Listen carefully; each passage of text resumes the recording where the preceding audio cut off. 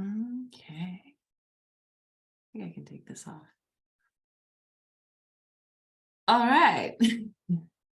I was working on the screen and my eyes are so sensitive now. It's very hard for me to look at the screens. But I'll try. Here I am, looking at the screen. See if I can keep my glasses off. Whew. All right.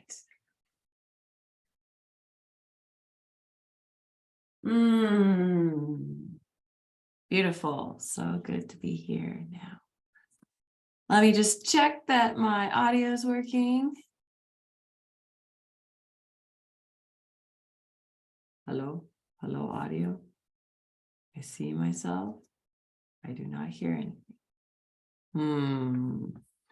If you're here live, please let me know if you can hear me, because I have the sound on and I don't hear me. Let's see here. The audio is not muted. It says that I'm talking. Mercury is in retrograde and I have been having a time. Oh, good. Someone's here. Can you hear me?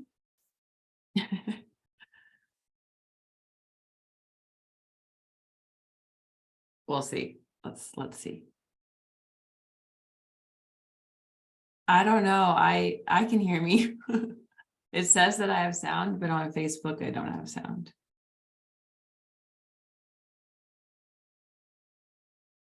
But on Facebook I don't have sound.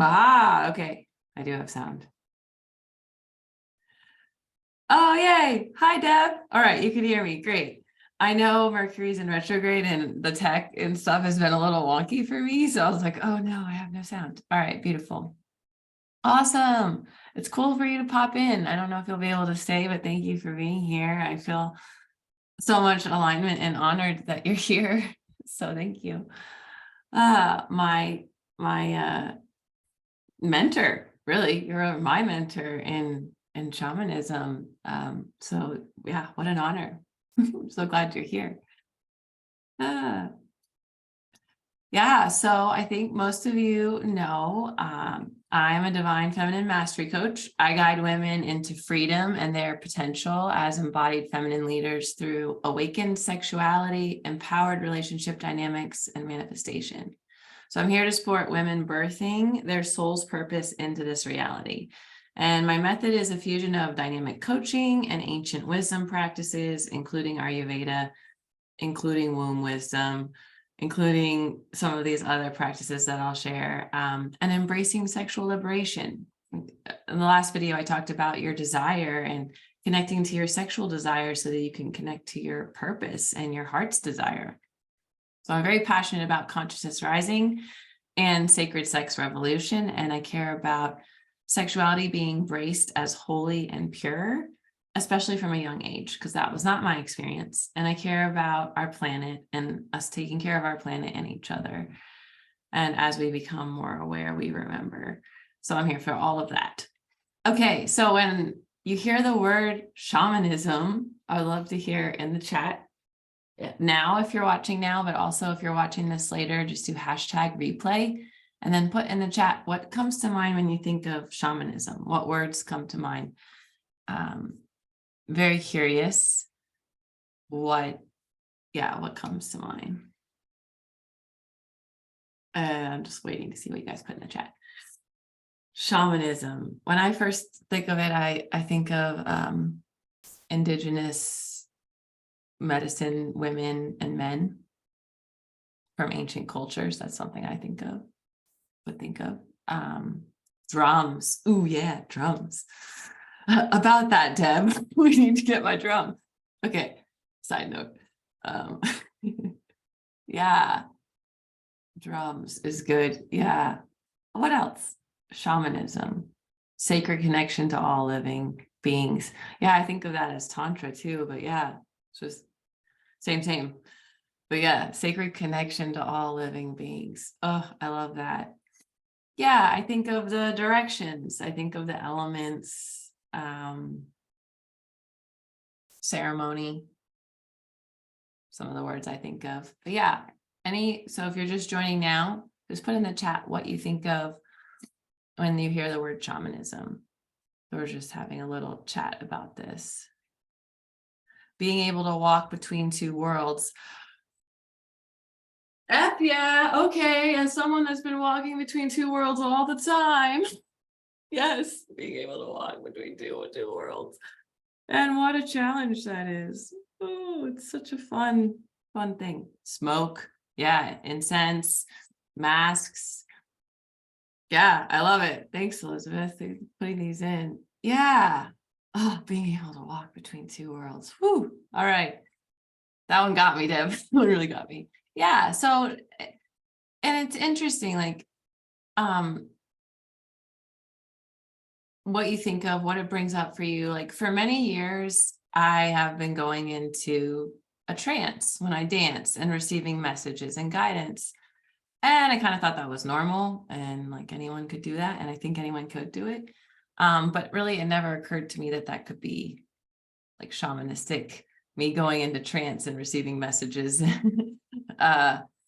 And when I started to tap into these types of gifts or tendencies, I really, I was calling them spiritual or new age or something else, but really, they're shamanic. There is some huge influence from ancient cultures around this. So I would like to know also in the chat, like, what are the practices? What would you call a shamanic practice? We've kind of talked about some of these, but these are the gifts that I want to talk about in this video with you. Like, how do you start to tap into some of these things? I just didn't really have the awareness of, oh, if I'm going into trance and receiving messages that's kind of a shamanic thing. Dance. Ooh, I love all of this. I should go through and heart all your things because these are great. Sacred connection to all things. Yeah. So for me, I think, and this is something I really did learn from Deb, who's here, was the first step was really just to start to pay attention to the messages from nature beings. So when I would see a hummingbird, then looking up, what is the message there? And does that resonate? Is that what I feel intuitively? Or is it like a little bit different? Or, how does that work? And receiving it as a gift, receiving the messages from the animals as a gift. This also opens your heart chakra, right? Because the heart chakra is about giving and receiving. And most women are great at giving and not so great at receiving. So being able to have this beautiful exchange with nature beings like that was one of the things I think that really, that's one of the gifts that I wanted to share. And this is, and something that I cultivate with anyone that works with me is, start to pay attention. I don't think you know this story yet, Deb, but I saw a lemur. I was walking in the jungle and I saw a lemur. So I got this lemur, right? And the lemur's message is clairaudience, like your contact with the spirit world is increasing. Pay attention or you'll be haunted. And I went into ceremony with the group after seeing the lemur and, I started shaking and the message was coming through and I had to like get up and share what source wanted me to share. And because I didn't want to be haunted. But that's very shamanic. To have this message, to know that I'm going to hear, I'm hearing these different voices and things, and then to be able to share it. Ooh, fasting. Sweet. I just did a spring fast that was pretty awesome. Didn't even know that would be considered shamanic. Thanks, Elizabeth. Yeah. It's really just to have this conversation about it, right? So I'm encouraging you, inviting you to connect. And Deb, if you're still here, I would love to know, like, what are the nature being messages that you're getting? After I did a couple of those channeling things, like I would go lay down in the grass and almost always I would have two hummingbirds dancing around each other around me. But I saw so many cool things. Like there's still nature being messages that I haven't looked up. Like there was this crazy big spider that my beloved almost ran his face into when we were leaving the temple one evening, and it had orange on it.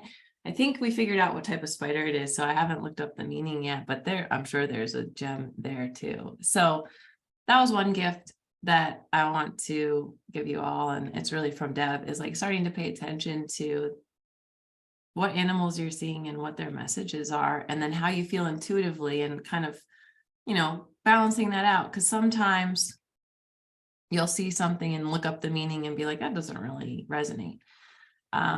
So, use your intuition with that one.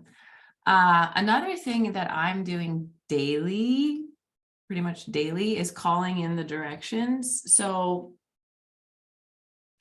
calling in the directions, you can use nature beings, and you can look up like the different elements and the directions and what they are. But I also call in an angel, an archangel for each direction, and above, below.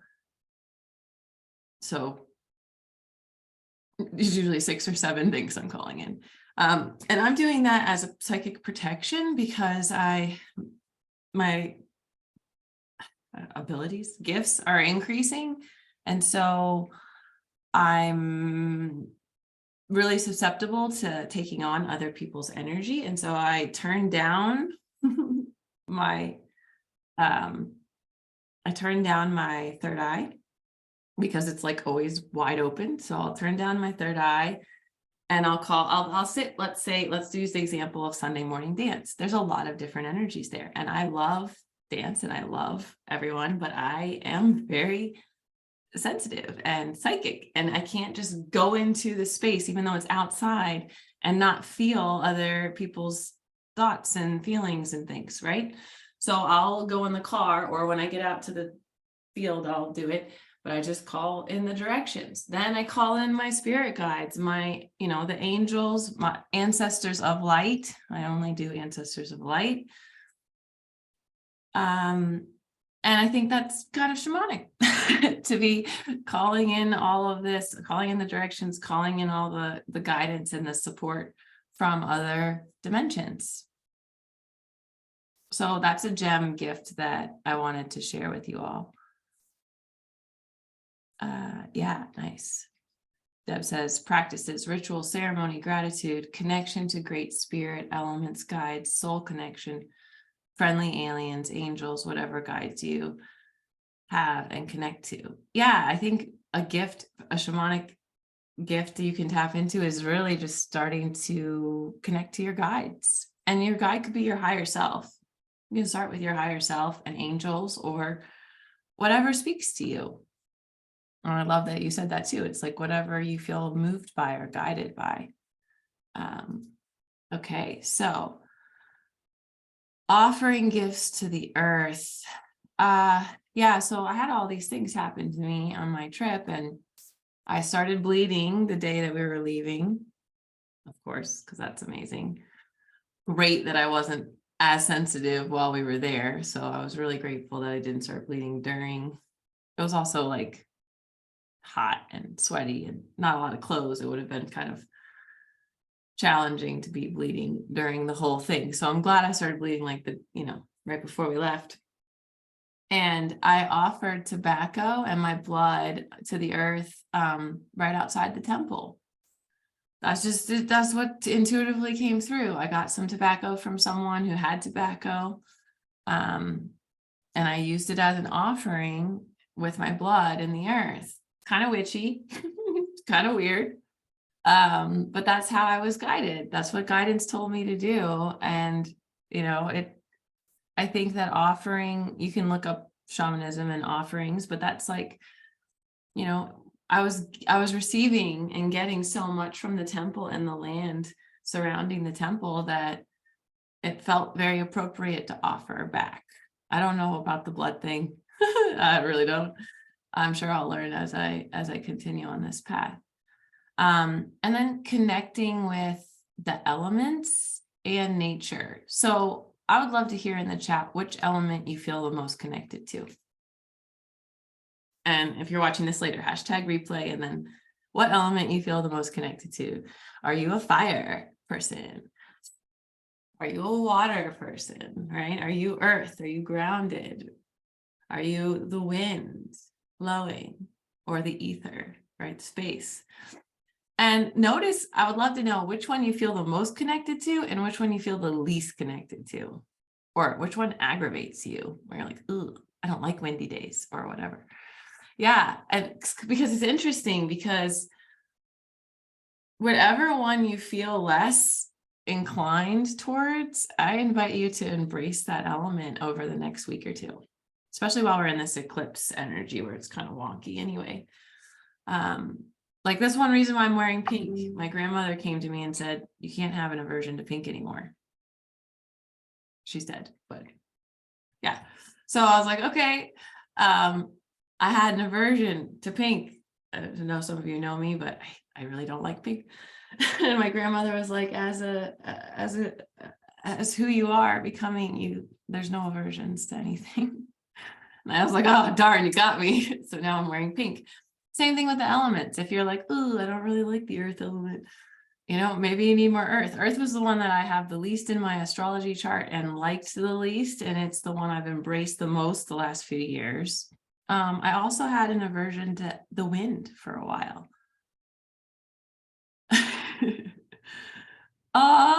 You have to tell me more about that. Well, expand on that, or send me, Elizabeth, send me like a voice memo about that.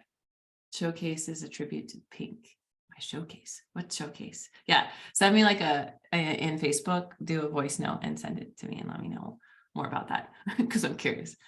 But yeah, so really that element, figure out which element you need to embrace more of. That is tapping into your shamanic gifts. That's tapping into your intuitive, divine feminine gifts.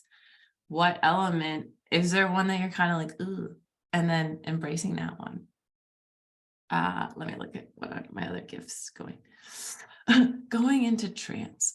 Well, easier said than done. For me, it's not that challenging for me to go into trance. I actually am really playing with that gift right now because it's really cool. It's really cool to like start receiving messages and yeah, anyway. But one way to do that is spinning and shaking, like getting your body like super shaky, like waking everything up, like waking up all your cells, shaking, and then spinning. I know it sounds so silly. And then dancing and seeing, like if you're dancing, like I love to do dance as an invocation of a prayer. So maybe you're asking for guidance. Maybe you're asking for more pink. Maybe you're asking to embrace wind. Maybe it's a grief. Maybe someone's died recently and it's a grief dance, or maybe it's a shadow dance. I mean, you know, dance, endless possibilities. Every morning in the temple, we danced. Every morning in the temple, we shook, which was amazing. And yeah, so shaking. You can also do like up through the chakras. Like if you start, I actually did this at dance once, Elizabeth. It was pretty cool. It was only like, there's only like 3 of us there. I don't think you were there, but there was like 3 or 4 of us ladies there. And we did like earth, water, fire, air, ether, light, right? And we went up through the chakras, and that's a really great way to come into an altered state. But so is shaking or spinning. But yeah, learning how and practicing going into trance and dance. That's a gift that we have this ability. And then I added, I don't know if you would agree with this or not, Deb, but one of the last things I wanted to share in this video is, where did my chat go? Oh, there it is. Death and rebirth. I always thought of this as like just ancient feminine wisdom, connection with nature and the cycles of the year and of life, but really it's pretty shamanic to allow yourself to die and be reborn every year with the winter solstice, like this death and rebirth. And I just went through, I think, my biggest death and my most impactful rebirth this year, and having both my grandmothers pass and stepping into this divine feminine initiation path. The initiation that I offer, that the women are going through, is a death and a rebirth. It's right here. I don't know if you could really see this, but these are the hearts of people that are working with me, right? We build this foundation on the earth. We go into the womb of the earth. We go through the water, the fire, ether, and we're reborn. This is why it's like a bird. I don't know. So it is a shamanic journey, basically, for a year, which I didn't even really think about, but pretty cool. So this death and rebirth of yourself with every turning of the wheel. I think embracing non-duality, embracing the circular and the non-dualistic way of thinking about life, like time not being linear, time being circular. I thought I really attributed this stuff to just divine feminine wisdom, but it really is shamanic to take out the duality, because you are dancing between different worlds. And what a dance. What a dance it is. Okay, let me check back at my notes. Any other things I wanted to share? That's kind of a lot of stuff. Hopefully I did not overwhelm, but laid a nice foundation for shamanic gifts and what could be considered shamanic and how to embrace some things. So I'd love to, before I close, anything in the chat, any questions or closing thoughts. And I really appreciate you both being here, everyone that was here. Yeah, I know, right? I feel like I've been dying and being reborn so many times. I think that's why I feel like I've lived so many lives already. And I'm pretty sure I just turned 37. I'm like, whoa, how many lives are there? So exciting. But yeah, any last notes or closing thoughts are welcome. And like I said, I love that you were able to be here live. It's so much more of a beautiful exchange when we can share back and forth. It's difficult as someone who's going between worlds all the time to be on a screen and like have no being there. So like now I can feel Elizabeth's energy and I can feel Deb's energy. And so it allows this beautiful flow. So I really appreciate that. And thank you both. And anyone else who popped in, thank you. Okay, no other closing thoughts. Well, nature beings, elements, directions, right? Just lean into those things if you're curious about what your shamanic tendencies or gifts are, because it's really the biggest thing I think with shamanism is, for me, what's happened, my experience is it's made life more magical, and there's more hope, and there's more faith, there's more connection, there's a deeper sacredness and connection to everything by embracing these things. And we have people that we know all the time taking their lives or thinking about taking their lives, and it's so important for us to remember the magic and remember the pleasure of life. So yeah, I know it's a little serious note, but it's true. It's happening all the time. And by embracing the magic, we can let it spread to others and hopefully shift the sadness and the mourning and the loss, right? So as you all know, I am doing the Divine Feminine Initiation Path. So if you want to work with me on that, you can definitely. I have a goddess book club, so we're still meeting weekly and reading sacred texts and digesting our life experiences. And then I have a new offering. My VIP offering is a sacred couple initiation. So my beloved and I will find a sacred site near you, and we will have this beautiful weekend of ceremony, initiating you as a couple in the sacred. So we've done 1 or 2, and we're going to do a couple more soon. So I'm very excited about this offering.